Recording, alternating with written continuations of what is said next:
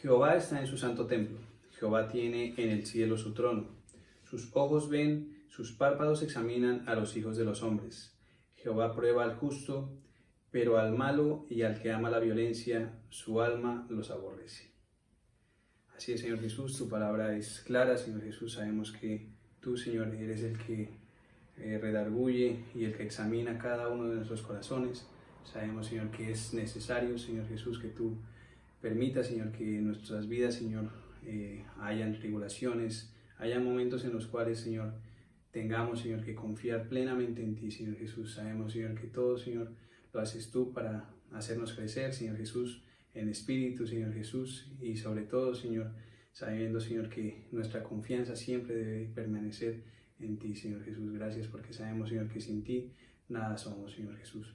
Te pedimos, Señor, que seas tú, Señor, llenándonos cada día más de esa convicción, llenándonos cada día más, Señor, de todo lo que tú, Señor, nos puedas dar, Señor Jesús, porque eso es lo único, Señor, que nos permite llevarnos, Señor, a conocer, Señor, de ti y a tener un carácter como el que tú tienes, Señor Jesús.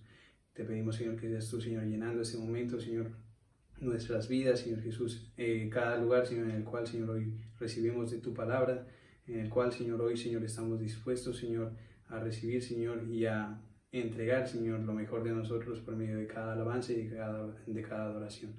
Te damos gracias y te pedimos que nos bendigas y nos sigas acompañando en el poderoso nombre de Cristo Jesús. Amén y amén.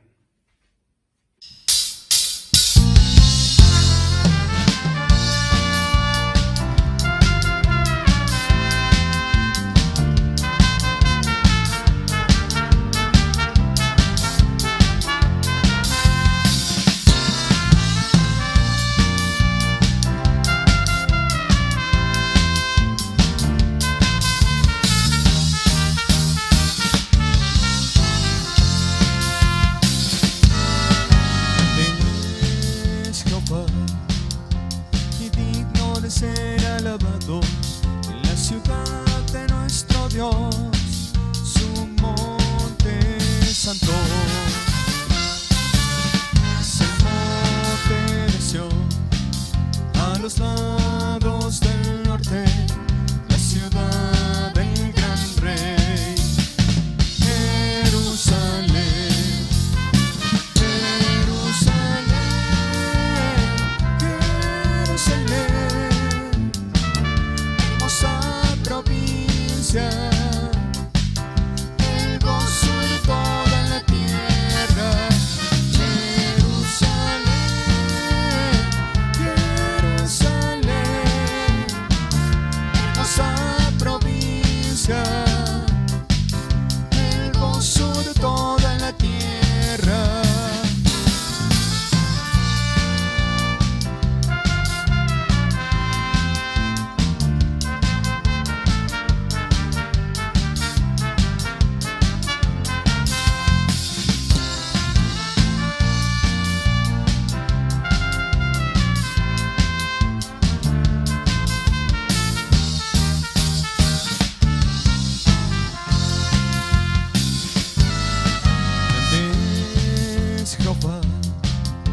Y digno de ser alabado en la ciudad de nuestro Dios, su monte santo.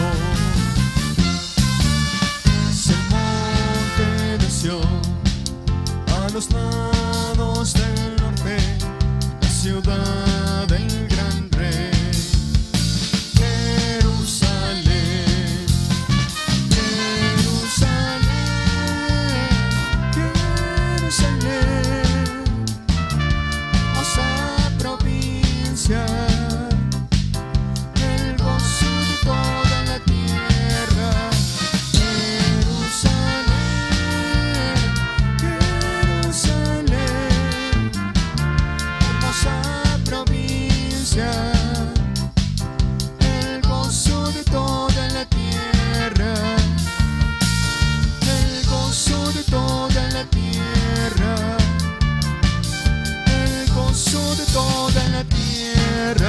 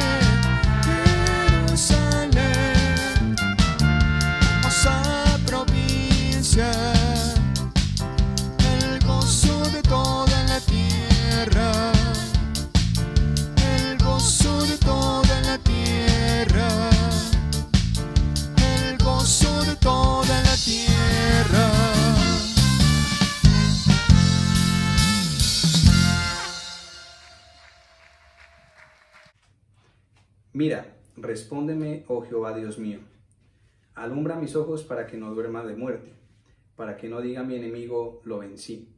Mis enemigos se alegrarían si yo resbalara, mas yo en tu misericordia he confiado. Mi corazón se alegra en tu salvación. Cantaré a Jehová porque me ha hecho bien. Así es, Señor Jesús. Sabemos que aunque el enemigo siempre esté detrás de nosotros, tú estás ahí, Señor Jesús. Sabemos que no hay victoria si no hay una batalla de por medio, y sabemos, Señor, que tú estás siempre, Señor, luchando nuestras batallas y dándonos esa victoria que tanto necesitamos y tanto anhelamos. Gracias, Señor Jesús, porque confiamos en ti. Sabemos, Señor, que tu presencia está en este lugar. Gracias porque sabemos, Señor, que por cada alabanza, Señor Jesús, por cada adoración que elevamos, Señor, tú, Señor, siempre estás, Señor, ahí escuchándonos. Estás siempre pendiente, Señor, de cada una, Señor, de esas palabras, Señor Jesús, que elevamos a ti. Y, Señor, por eso lo hacemos con alegría, Señor, con gozo, Señor, de corazón. Y te pedimos, Señor, que seas tú, Señor, escuchándonos, Señor, llenándonos cada día más, Señor, de esas alabanzas. Aún, Señor, en nuestros pensamientos, Señor, que siempre estemos, Señor, alabándote, Señor, adorándote, Señor, y glorificando tu santo nombre. Te lo hemos pedido, Señor Jesús, en el poderoso nombre de Cristo Jesús, te hemos orado. Amén y amén.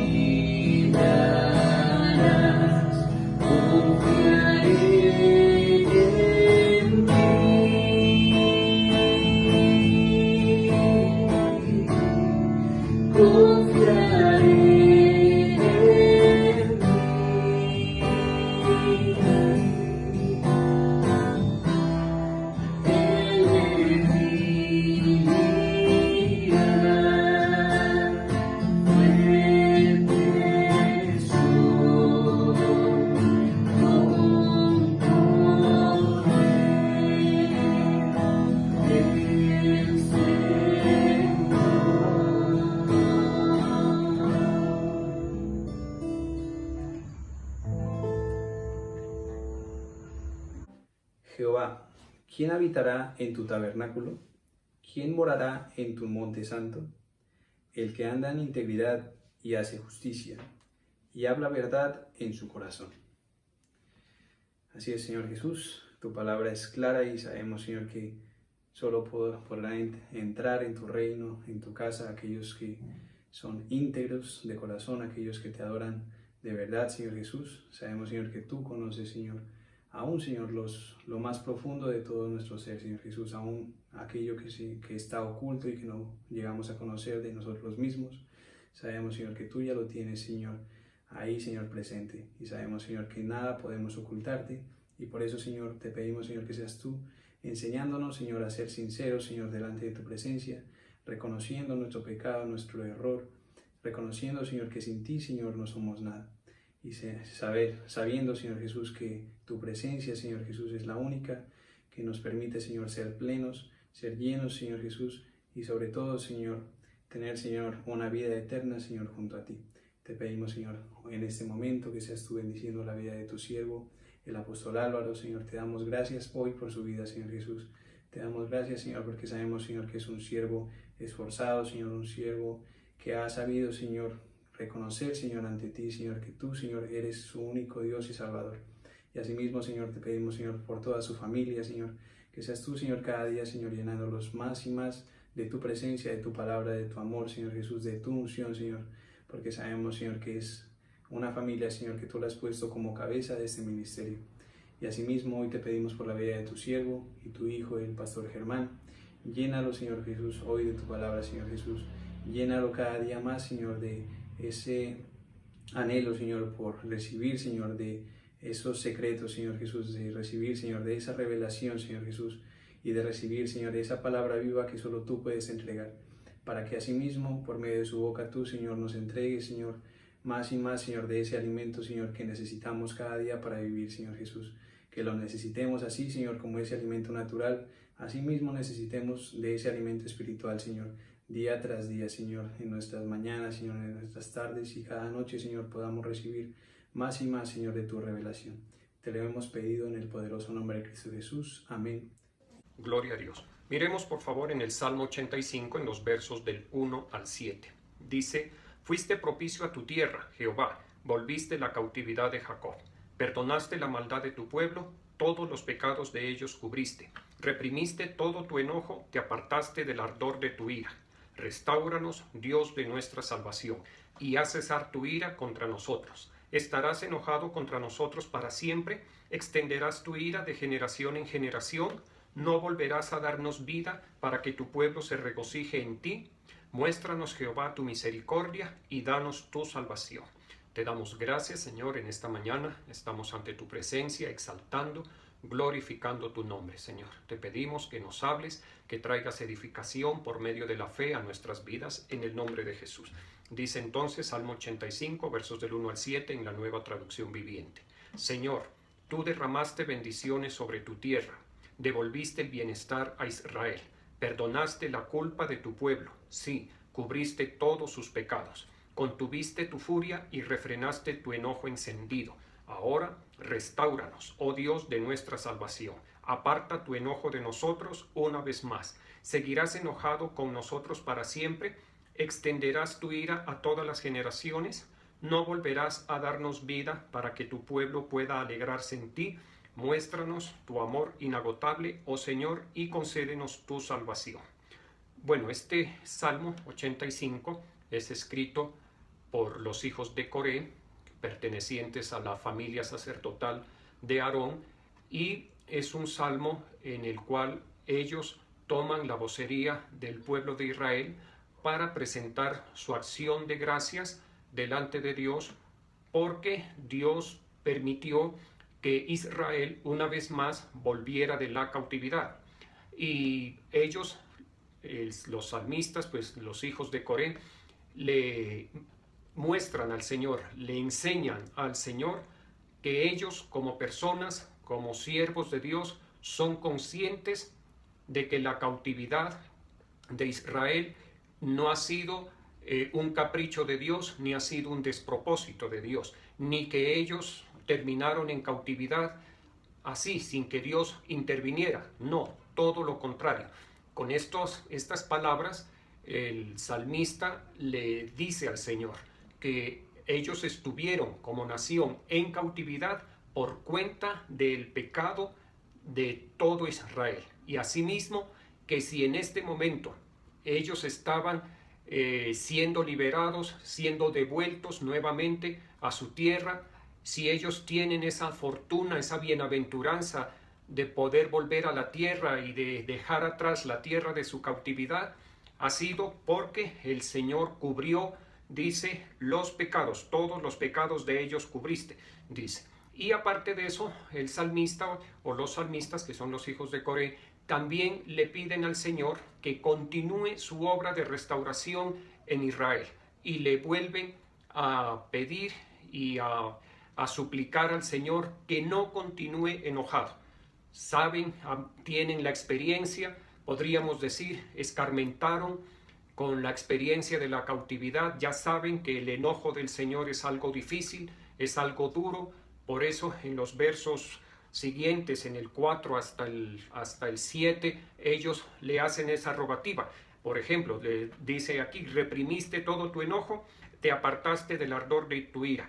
Y dice: y haz cesar tu ira contra nosotros. Y le preguntan: ¿estarás enojado contra nosotros para siempre? ¿Extenderás tu ira de generación en generación? ¿No volverás a darnos vida? Le preguntan. Y estos pasajes y estos interrogantes que en el Antiguo Testamento nosotros encontramos nos permiten entender cómo es que funciona, digámoslo así, el alma de Dios. ¿Qué es lo que aflora del alma de Dios, en el alma de Dios, con respecto a su pueblo? ¿De acuerdo? Y nosotros encontramos por las palabras de los descendientes de Coré, pues que en el Señor, por su pueblo, hay amor. ¿Y por qué decimos eso? Porque Dios perdona el pecado de su pueblo, porque Dios reprime su enojo. No, Dios no se queda con el enojo encendido por su pueblo. Su pueblo puede pecar, su pueblo puede cometer errores y provocar enojo en el alma de Dios, pero en ese enojo en el alma de Dios no va a durar para siempre. Y eso, cuando digo su pueblo, pues entendamos que se refiere al pueblo de Israel y también, por supuesto, a la iglesia, ¿sí? Y les decía que estos versos nos permiten ver lo que aflora, lo que está a flor de piel, digámoslo así, en el alma del Señor, y es la misericordia por su pueblo. Y también, por supuesto, nosotros lo aprendemos en las Santas Escrituras, es la verdad, ¿sí? Y para eso vamos a mirar otros versos. Por ejemplo, Proverbios capítulo 16, en el verso 6, dice: con misericordia y verdad se corrige el pecado, y con temor de Jehová los hombres se apartan del mal. Como vemos en este pasaje de Proverbios, el Señor siempre en el trato con su pueblo hace uso de la misericordia. Así el Señor esté disgustado, así el Señor tenga todas las razones para estar enojado con su pueblo, el Señor siempre tiene la misericordia para su pueblo, siempre lo ha tratado con misericordia. Aparte de la misericordia, el Señor ha usado la verdad en el trato con su pueblo, ¿de acuerdo? ¿Por qué esto? Porque recordemos, el Señor, aparte de ser Dios, es el creador, es el Padre. Nosotros somos hechura suya. Entendámoslo de una forma diferente. Al Señor le duele la suerte nuestra acá en la tierra, ¿sí? El Señor no está desentendido de nosotros. Él es un Padre bueno, misericordioso, que siente el dolor nuestro, que la incomodidad, la vergüenza, la dificultad, el oprobio, la tribulación nuestra son de Él. ¿Por qué? Porque Él es un Dios cuyo corazón es así, es un corazón completamente paternal. Por eso es que es un Dios perdonador. Y por eso es que Él con su pueblo, así esté disgustado con su pueblo, así Dios necesite corregir a su pueblo, usará siempre la misericordia y la verdad para corregir a su pueblo. Como lo dice en el pasaje de Proverbios, con misericordia y verdad se corrige el pecado. Y miremos ese orden, que no es un gratuito. Siempre el Señor usa primero la misericordia antes que la verdad. Miremos, por favor, en el Salmo número 98, en el verso 3, dice: se ha acordado de su misericordia y de su verdad para con la casa de Israel. Todos los términos de la tierra han visto la salvación de nuestro Dios. Nuevamente, en este pasaje, en el Salmo 98, verso 3, vemos ese orden que se repite. Primero la misericordia y luego la verdad. Dice: se ha acordado de su misericordia y de su verdad para con la casa de Israel. O sea, siempre Dios trata a su pueblo con misericordia y con verdad. Miremos lo que dice la epístola del apóstol Santiago en el capítulo 2, en el verso 13. Dice, porque juicio sin misericordia se hará con aquel que no hiciere misericordia. Y la misericordia triunfa sobre el juicio. Como les decía, nosotros en las Santas Escrituras podemos ver en Dios esa forma de relacionarse, esa forma de tratar Él a su pueblo, sea Israel, sea la iglesia. Y asimismo espera Dios que nosotros tratemos al prójimo y que tratemos con nosotros mismos, con misericordia y con verdad, anteponiendo, lo enfatizo, primero la misericordia. Y aquí lo dice muy claro, porque juicio sin misericordia se hará con aquel que no hiciere misericordia. Siempre nosotros debemos usar la misericordia antes que el juicio. No puede triunfar el juicio sobre la misericordia. No se puede invertir ese orden. Es un orden que no se puede trastocar. Ningún ser humano lo debe, se puede decir, pero lo debe trastocar. ¿Listo? ¿Por qué? Porque ese es el orden que Dios tiene establecido. Primero, la misericordia y luego la verdad. Ante las situaciones de la vida de los seres humanos, ante la terrible problemática en la vida de los seres humanos, sobre todo de su pueblo, llámese Israel, llámese iglesia, el Señor siempre se ha comportado así. Lo primero que ha mostrado es la misericordia y luego la verdad o el juicio. ¿Listo? Y para eso vamos a mirar el Evangelio según San Juan en el capítulo 8, en los versos del 10 al 11. Lo vamos a entender mejor aquí. Dice, enderezándose Jesús y no viendo a nadie, sino a la mujer, le dijo, mujer, ¿dónde están los que te acusaban? ¿Ninguno te condenó? Ella dijo, ninguno, Señor. Entonces Jesús le dijo, ni yo te condeno. Vete y no peques más. Este caso es muy didáctico. ¿Por qué? Porque le llevaron al Señor una mujer sorprendida en el acto mismo del adulterio. ¿Qué quiere decir eso? Que la pillaron, como se dice, teniendo relaciones sexuales con un hombre que no era su esposo. Y así, como fue sorprendida, me imagino, desnuda, así se la llevaron, o medio cubierta, así se la llevaron al Señor Jesús. ¿Para qué? Para que Él haga un veredicto acerca de la situación que esta mujer estaba viviendo, acerca del error que esta mujer estaba cometiendo. ¿Listo? Y ya conocemos muy bien la historia. El Señor les dice, el que esté libre de pecado, que tire la primera piedra, luego se inclina y empieza a escribir en el suelo, en la tierra, luego se endereza y le pregunta a la mujer. Y la mujer le dice, ninguno me ha condenado, todos se han ido. ¿Y qué le dice el Señor? ¿Cuáles son las palabras del Señor? Ni yo te condeno. Ese ni yo te condeno, ¿qué podemos ver ahí? Misericordia de Dios. Porque el comportamiento de esta mujer era condenable, ¿de acuerdo? Porque le estaba faltando a su esposo, estaba cometiendo un gravísimo error. El adulterio es así, es un error muy, muy grave, tanto en el contexto social como en el contexto espiritual. Dentro de la iglesia de Cristo y fuera de la iglesia de Cristo, el adulterio es algo condenable por las gravísimas consecuencias que trae. ¿Qué hizo el Señor? Usó de misericordia. ¿Qué le dijo? Yo no te condeno. Acto seguido le dijo, vete y no peques más. Ese vete y no peques más, esa es la verdad. ¿De acuerdo? El Señor le está mostrando el camino a la mujer, le está en palabras muy sencillas, le está diciendo cuál debe ser su conducta de ahí en adelante.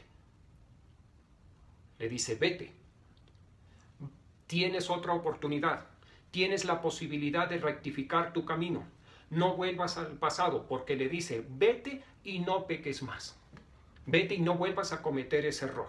¿Listo? El Señor en ningún momento le dijo, ni yo te condeno, porque eso no es de condenar, porque eso es un errorcito, a cualquiera le puede pasar, o las consecuencias no son graves. No, el Señor, de una forma muy contundente, muy clara, para el que quiere entender, le dijo, vete y no peques más. ¿Qué quiere decir eso? Conviértete, apártate del pecado, aléjate del pecado. ¿Listo? No vuelvas a caer. Mira que en esta ocasión no fuiste condenada ni fuiste apedreada. O sea, esta mujer fue salvada de la muerte, de la lapidación. ¿Sí? Y el Señor le dice, vete y no peques más. Vete y no te expongas más. porque quizá en esa otra ocasión ya no está el Señor, y los fariseos la apedrearían, la lapidarían. ¿Listo? Entonces, ¿cómo vemos actuar al Señor Jesús? Misericordia primero y verdad. El Señor no le dijo, vete y no adulteres más, le dijo, vete y no peques más. ¿En qué consistía el pecado de esta mujer? En adulterio. ¿Sí? Y esto lo explico porque pues cualquiera de nosotros puede intentar justificarse o irse por las ramas, diciendo, no, pero es que mi pecado no es así tan grave. No. No hay pecados más graves ni menos graves. Sepamos algo, toda alma que pecare, esa morirá. Y sepamos algo también, todos los pecados traen consecuencias, todos, sin excepción. Miremos por favor en la primera epístola a los Corintios, en el capítulo 2, versos 1 y 2, lo voy a leer en la traducción en lenguaje actual. Dice, hermanos en Cristo, cuando fui a ustedes para hablarles de los planes que Dios tenía en secreto, no lo hice con palabras difíciles ni traté de impresionarlos. Al contrario, decidí hablarles solo de Cristo y principalmente de su muerte en la cruz. Miremos esto, lo interesante, cómo el apóstol Pablo a los Corintios les dice que cuando él fue a visitarlos en una ocasión anterior, el énfasis que hizo en su enseñanza, en su predicación, en su mensaje, fue fundamentalmente en la persona de nuestro Señor Jesucristo y en la crucifixión de Jesucristo. De ahí podemos entender, el apóstol Pablo no se movió, ¿de acuerdo? Y dice, y principalmente de su muerte en la cruz. Podemos entender, seguramente, el apóstol Pablo les habló acerca de cómo fueron los momentos, cómo fue la situación, las circunstancias, como dicen, de tiempo, de modo, de lugar, ¿listo? Pero más que todo, el énfasis, el apóstol Pablo lo debió haber centrado en la cruz, en la crucifixión del Señor Jesús, en el propósito de Dios con esa crucifixión y en la ganancia para la humanidad de Cristo crucificado, de Cristo llevado al sacrificio por toda la humanidad. Ese es un énfasis importantísimo, porque el resto es anecdótico, el resto es historia, ¿de acuerdo? Pero la doctrina de la salvación está en lo que Cristo logró para la raza humana cuando entregó su vida a la voluntad del Padre. Y la voluntad del Padre es que Él fuera el sacrificio expiatorio por el pecado de la humanidad.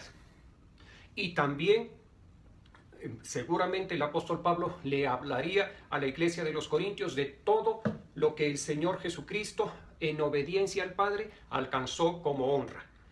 Porque todo sacrificio, toda obediencia, toda muerte que nosotros hagamos en esta profesión de fe, no se queda sin remuneración. De parte de Dios recibimos una honra, ¿de acuerdo? Proporcional al sacrificio, a la entrega, a la muerte nuestra. Miremos por favor en el Salmo 85, que fue el que leímos al inicio, en los versos 10 y 11. Dice, la misericordia y la verdad se encontraron, la justicia y la paz se besaron.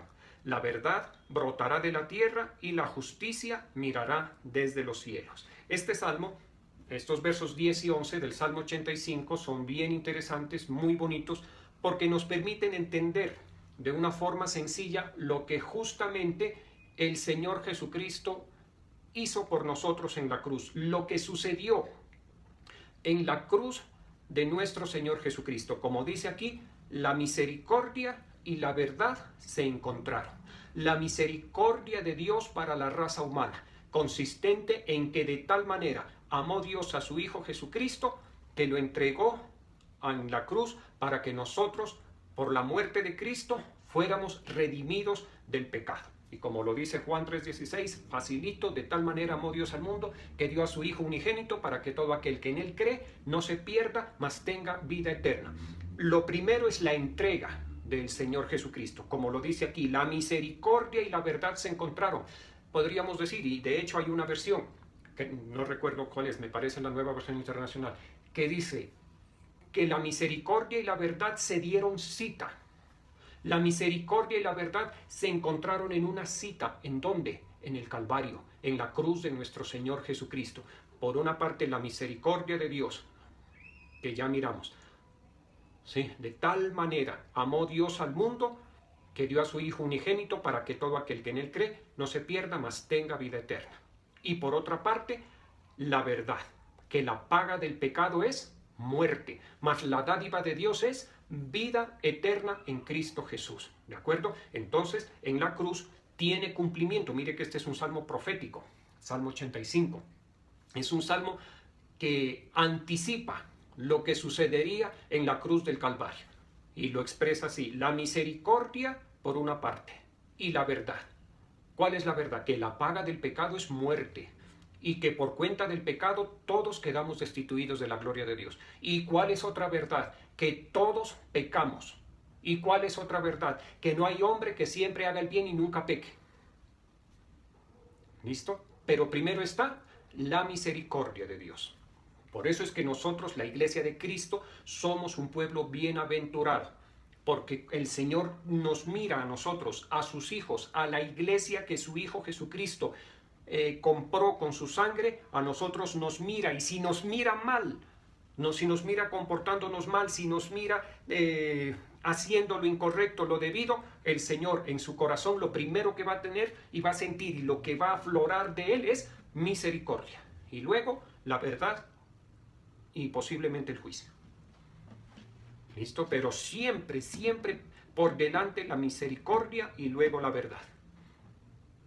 Y en el caso de su pueblo, el juicio no para salvación o condenación, sino el juicio, o seremos juzgados por las obras que hemos hecho estando en el cuerpo, dice la Escritura. ¿Listo? Nosotros iremos al tribunal de Cristo, no al trono de Dios Padre, sino al tribunal de Cristo, y ahí se nos mostrará lo bueno y lo malo, y los galardones y los merecimientos de nuestras obras mientras estuvimos aquí profesando la fe en la tierra. Y continúa el Salmo 85, dice: la justicia y la paz se besaron en la cruz de nuestro Señor Jesucristo. Aparte de que se tuvo cita la misericordia con la verdad por una parte, también la justicia de Dios y la paz para nosotros se besaron. ¿De acuerdo? Por eso en la epístola a los Romanos, en el capítulo 5, en el verso 1 dice: justificados pues por la fe, tenemos paz para con Dios. ¿Sí se da cuenta que todo confluye en la cruz? La misericordia de Dios, la verdad de Dios con respecto al ser humano. Mire lo que continúa diciendo: la justicia de Dios. Por eso el Señor Jesucristo, lo hemos visto en muchas otras ocasiones, satisfizo la justa ira de Dios. ¿Listo? O sea, Dios quedó satisfecho con la muerte sacrificial, con la muerte propiciatoria del Señor Jesucristo en la cruz. Quedó satisfecho, apaciguado en su ira, sin ningún tipo de ira por las personas, por el pueblo que en él creyera, que creyera en el Señor Jesús. Nada, no hay ningún disgusto. Y en el corazón de Dios con respecto a nosotros, los creyentes, los que hemos reconocido al Señor Jesucristo, los que nos hemos acogido a su misericordia, a su verdad, y a su justicia y a su paz, en el corazón de Dios es como que si nosotros nunca hubiésemos pecado. Él no guarda rencor con nosotros. Él no nos mira y dice: es que si no fuera por Cristo. No, Él nos mira cubiertos con la sangre de Cristo, inocentes. ¿Listo? Y dice: la justicia y la paz se besaron. Como el Señor, como Dios Padre, con la obra de nuestro Señor Jesucristo, con su muerte, quedó satisfecho, entonces ya nosotros que éramos un pueblo enemistado, nosotros que éramos almas enemistadas con Dios, volvimos en amistad con Dios a través de nuestro Señor Jesucristo. Entonces, el Señor delante de Dios, se hizo justicia. Y por cuanto se hizo justicia, nosotros tenemos la posibilidad de recibir la paz de Dios que sobrepasa todo entendimiento. Por eso, hermanos queridos, no nos pongamos a juzgar a nadie, no tomemos esa posición. ¿Por qué? Porque el juicio que nosotros hagamos en contra de una persona, de algún creyente, de quien sea, del prójimo, del hermano de la iglesia, del hermano de intercesión, de la doncella, del músico, del predicador, en fin, eso ya fue resuelto en la cruz del Calvario, con misericordia, con verdad, con justicia y con paz. Por eso, mire, en ese mismo sentido, el apóstol Pablo, dirigido por el Espíritu Santo, en Romanos 5:1 dice: justificados pues por la fe, tenemos paz para con Dios. Primero justificados y luego paz para con Dios.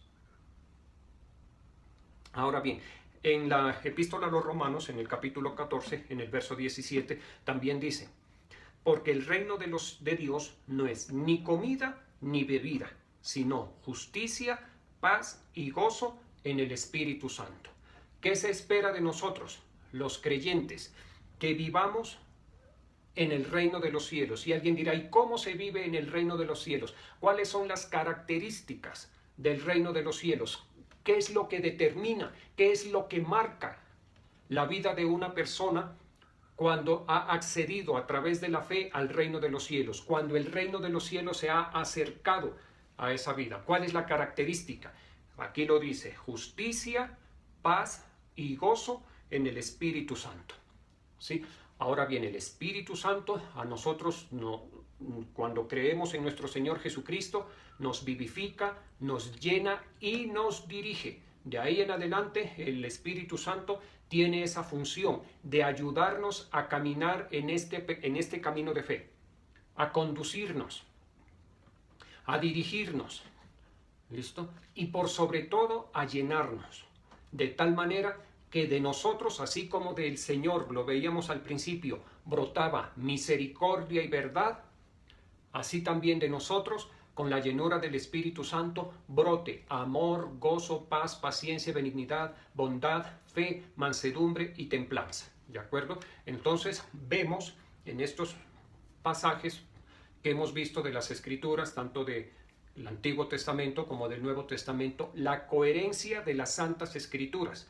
¿Por qué la coherencia? ¿O por qué en las Santas Escrituras hay coherencia? Porque las Santas Escrituras son inspiradas por el Espíritu Santo de Dios. ¿De acuerdo? Ahí se nota la inspiración. Se nota, por ejemplo, que leímos del Salmo 85, esto fue escrito aproximadamente en 750 años de la venida de nuestro Señor Jesucristo. Y miremos lo acertada que es la profecía, la anticipación profética. En los versos 11 y 12, creo que dijimos, en los versos 10 y 11, cómo es de acertada la anticipación profética en los elementos más importantes de la crucifixión de nuestro Señor Jesucristo. La cita que tuvieron, la misericordia y la verdad en la cruz. ¿Para qué la misericordia y la verdad? Para nuestro beneficio, no para el beneficio de Dios. Los beneficiados de esa cita que tuvo la misericordia y la verdad en la cruz del Calvario fuimos nosotros. ¿Listo? El Señor no, ni el Señor Jesucristo, ni Dios Padre. El Señor Jesucristo, cuando estaba en la presencia de Dios, antes de encarnarse, Él tenía una gloria ya, extraordinaria, la gloria del Señor Jesucristo, del Dios Hijo, en el cielo. Y en el Evangelio según San Juan, capítulo 17, el mismo Señor Jesucristo lo menciona, de la gloria que Él tenía desde antes de la fundación del mundo. El Padre siempre ha estado rodeado de gloria y vive en la gloria eternamente y para siempre. Los beneficiados de esa cita de la misericordia y la verdad en la cruz somos nosotros. ¿Listo? Yo recuerdo hace años cuando necesitaba hacer el año rural, terminar una parte, ya había hecho una parte de la rural. Ya se habían acabado los cupos para médicos rurales en un hospital. Yo le pedí el favor al director de ese hospital que me abra la posibilidad. Y él me dijo: me voy a reunir con el alcalde. Y tuvieron una reunión Incluso el director del hospital viajó a Bogotá a reunirse con el alcalde que estaba allá a tramitar ese beneficio para mí. Porque yo lo reconozco que fue así. Porque el cupo ya, o sea, las necesidades del hospital estaban satisfechas con la contratación que allá habían hecho y en la cual yo no estaba.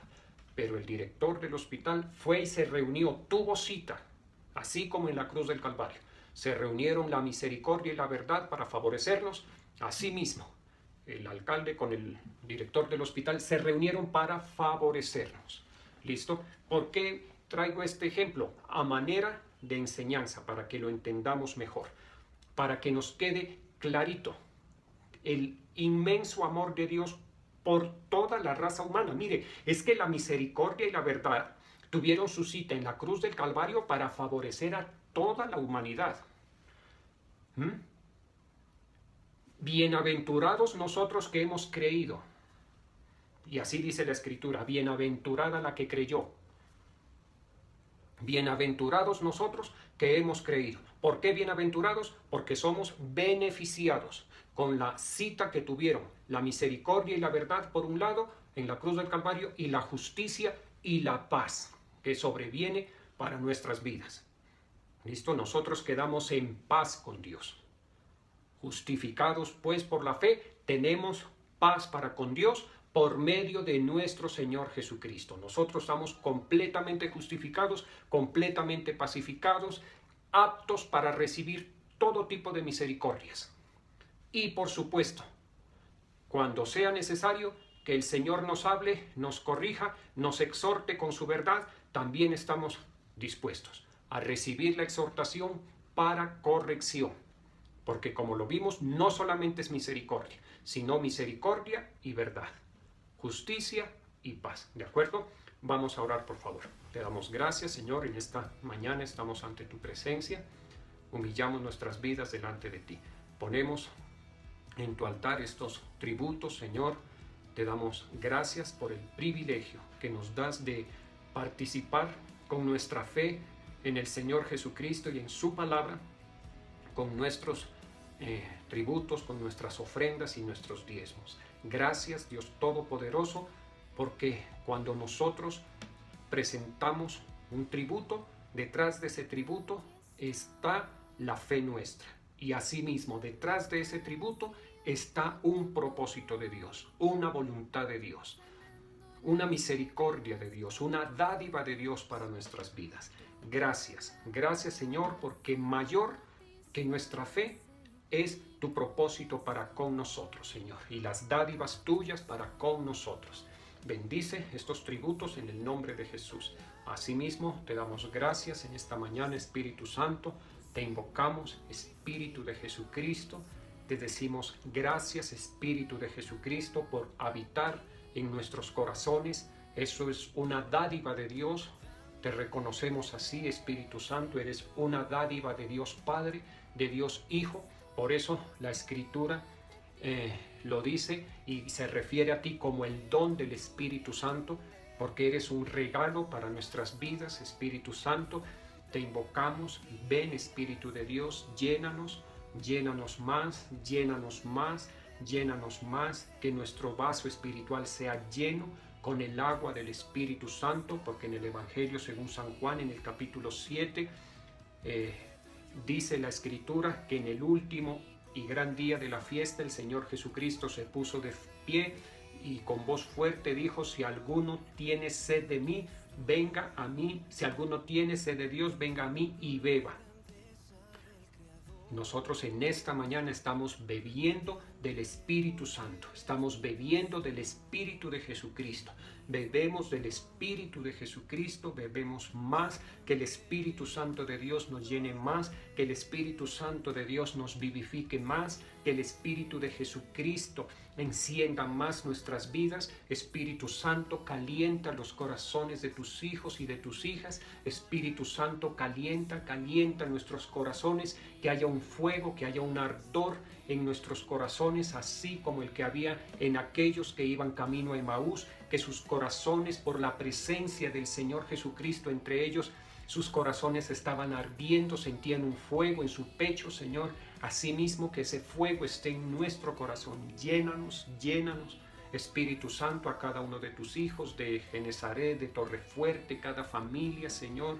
Los oramos en esta mañana por los padres, por las madres, por las parejas de esposos, que haya armonía, que haya consideración en las parejas, que haya buen trato, que haya respeto, que haya amor, que es el vínculo perfecto, Señor, en el nombre de Jesús. Toda obra de las tinieblas, en el nombre de Cristo, la atamos, la encadenamos, la echamos fuera. Todo espíritu inmundo de separación, de divorcio, de adulterio, en el nombre de Cristo Jesús, es atado, es encadenado, es despojado, es echado fuera. Allá donde los demonios gadarenos no querían ir, allá los enviamos en el nombre de Jesús y sellamos la tierra con tierra de Israel. Y declaramos que hay amor, hay aceptación, hay perdón en las parejas, hay amor, aceptación, perdón en las familias. En el nombre de Jesús, que haya una ministración especial del Espíritu Santo entre los hijos, entre las hijas, entre los hermanos, que haya perdón, aceptación, misericordia, porque juicios en misericordia se hará sobre aquel que no tuviere misericordia, y la misericordia triunfa sobre el juicio. Permítenos, Señor, siempre usar de misericordia y luego la verdad, Señor. Te damos gracias en esta mañana, oramos por tu misericordia en nuestros apóstoles, en todo este ministerio, Señor. Misericordia por tu pueblo amado, por Israel, misericordia por Colombia, Señor, por sus autoridades, que seas tú dirigiéndoles, Espíritu Santo. Permíteme bendecir a cada uno de tus hijos y de tus hijas en el nombre del Padre, del Hijo y del Espíritu Santo. Un abrazo para todos.